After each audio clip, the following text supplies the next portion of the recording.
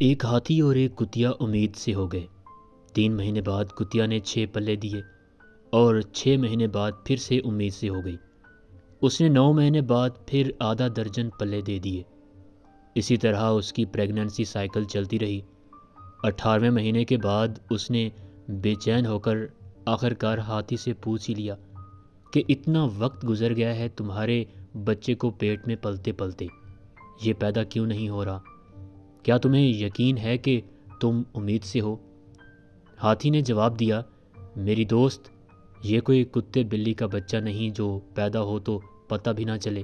یہ ایک ہاتھی کا بچہ ہے جو جب پیدا ہو کر پہلی بار زمین پر گرے گا تو پوری زمین ہلے گی اور سارے جنگل کو پتہ لگے گا کہ کوئی بھاری بھرکم بڑی چیز آن ٹپکی ہے۔ جب میرا بچہ روڈ پار کرتا ہے تو سارے انسان گاڑیاں روک کر دیکھتے ہیں اور داد دیتے ہیں، سب مل کر اس کو دیکھتے ہیں کیونکہ ہاتھی کا بچہ ایک معجزہ ہے اور دیکھنے کو دل کرتا ہے۔ یہ ایک شاندار جانور ہے جو میرے پیٹ میں پل رہا ہے اور شاندار چیزوں کو تیار ہونے میں ٹائم لگتا ہے۔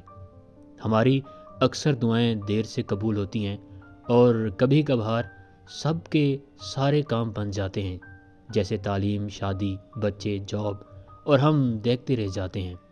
دل میں ٹیس اٹھتی ہے کہ آخر میں کیوں رہ گیا، اتنا وقت لگ گیا۔ کبھی کبھی ہم دوسروں کو ملتی نعمتیں دیکھ کر رشک، حسد، بدگمانی، ناشکری یا احساس محرومی کا شکار ہو جاتے ہیں۔ اس کی کوئی ضرورت نہیں ہوتی کیونکہ وہ اللہ خالق ہے اور وہ بہتر جانتا ہے۔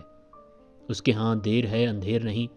اگر تمہاری دعائیں ابھی تک قبول نہیں ہوئیں تو مایوس مت ہو۔ اس بات کو سمجھ آؤ کہ تمہارے صبر پر جو رحمتیں تمہیں ملنے والی ہیں وہ ایسی شاندار ہوں گی کہ جب زمین پر اتریں گی تو پورا جہان ہلا دیں گی اور سب حیران ہو کر تکتے رہ جائیں گے۔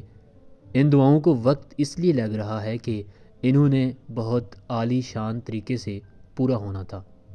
صبر کا پھل ہمیشہ میٹھا ہوتا ہے۔